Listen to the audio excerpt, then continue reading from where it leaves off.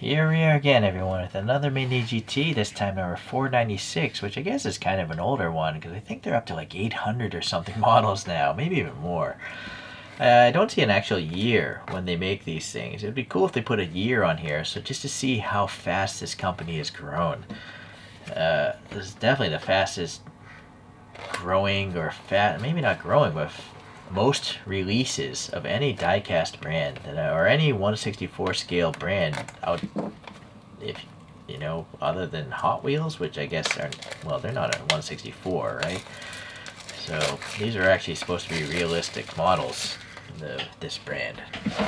But oddly, MiniGT makes those Kaido House ones, which are not realistic. They're not scaled to 164. They're just Hot Wheels random scaling. So, good old Wikipedia is telling me that this car, the Artura, came out in 2022, and I think it's still being made today. They sell for around $250,000 to $280,000, but I'm sure they cost more than that in reality. It is the replacement for the 570S, and it's a hybrid. So there's a twin-turbo V6 in the mid-rear, and it's got an E-motor as well. So the combined power is around 700 PS, or 691 horsepower. And torque, 700 Newton meters, or 531 some other measurement. I don't know. Didn't read the notes properly. It has an 8-speed transmission, 330 kilometers per hour, or 205 miles per hour. Alright, so now you can see, I don't know if this is a different green entirely, or is this, a studio shot. Whereas this, outdoors in sunlight, that's a much better representation of the paint here on this model. I wouldn't be surprised if this is the actual paint color the real car has, because this is a licensed product, so they probably get the paint color codes. MiniGT. Alright, I'm seeing a license plate on this model, which is good. Alright, little scissor door kind of thing, gull-wing scissor doors. I forget what those are called. There's some sort of fancy name for those things. Black wheels, not a fan. It's rampant through the hypercar industry. These people pay lots of money for wheels that you can't really see. It's just so strange. I see that very often in my reviews. But anyways, MiniGT molded them well. They almost look like they're 3D printed, but they're not. MiniGT, molds their wheels for strength. And I gotta say, well, the tread blocks are not too bad. Not the greatest in the front, but the rear, you can't really see the tread blocks, so that's realistic, in my opinion.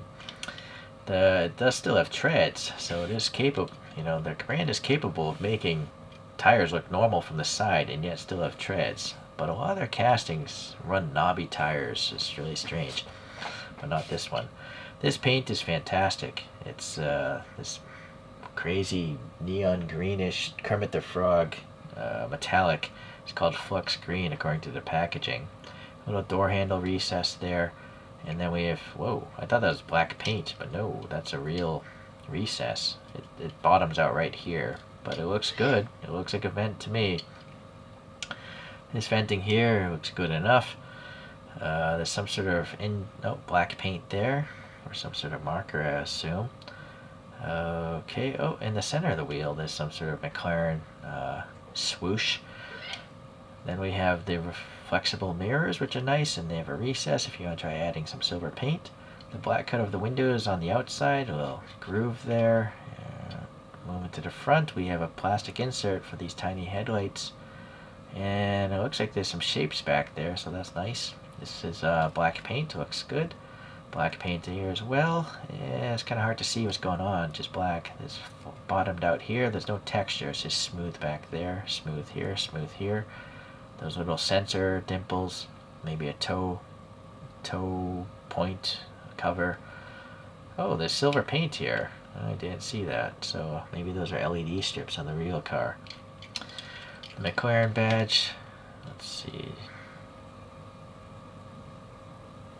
It's legible, so that's good. Yeah, this paint looking nice. Oh, sorry, fingerprints.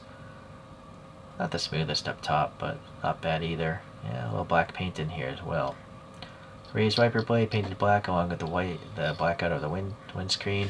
And then we'll get to the interior later. This side here we have probably the fuel filler. To the back we have some red painted taillights. We have some recessed and painted silver ringed exhausts.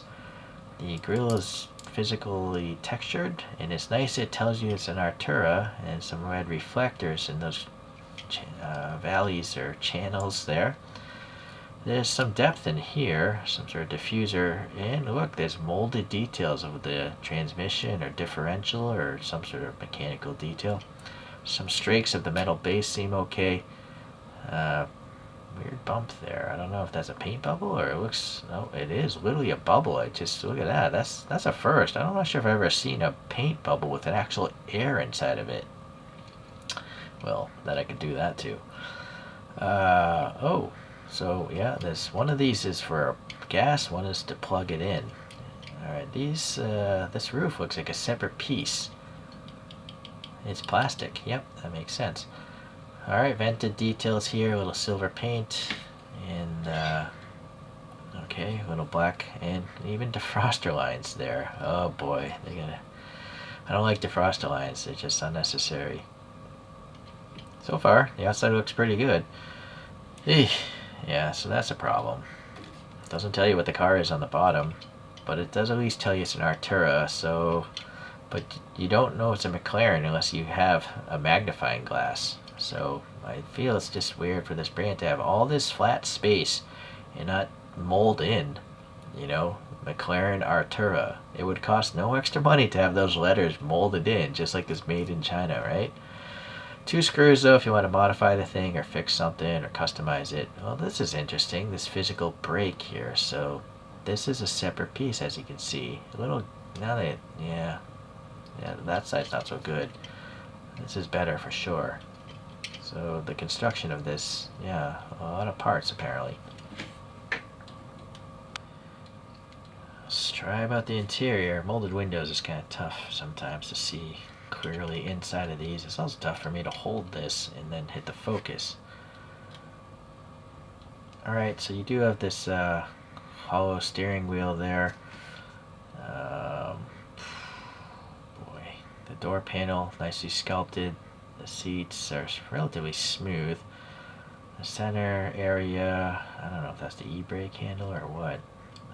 Headrest, no rear view mirror. Some details on the dash, of course. Let's maybe try to cast light from the back. No, it's so shallow. Unless it goes super bright. No. Alright, well, there's some vent details there in the dash, and I've lost focus. I don't have 3 hands, so sorry. Well, it's good enough. Good enough for me, at least.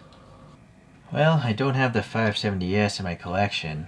I'm pretty sure someone must have made that model, but I do have this 650S coupe by Kyosho. I also have this Grandin Partners 540C. Another Grandin Partners, this 650S. And lastly, I'm throwing out the P1, which I'm pretty sure is a totally different model. This is a Grandin Partners. So I'm sure that's a totally different chassis, all that stuff, but maybe these are similar in family lineage. I don't know how many like levels of McLarens there are. There's obviously a top level, an entry level, but do they have a mid-range? Is that what this is? A mid-range car, an Artura? I don't know. Please leave a comment if you're a McLaren aficionado. Alright, well, anyways, these are all diecast. I had some license plates to some of them.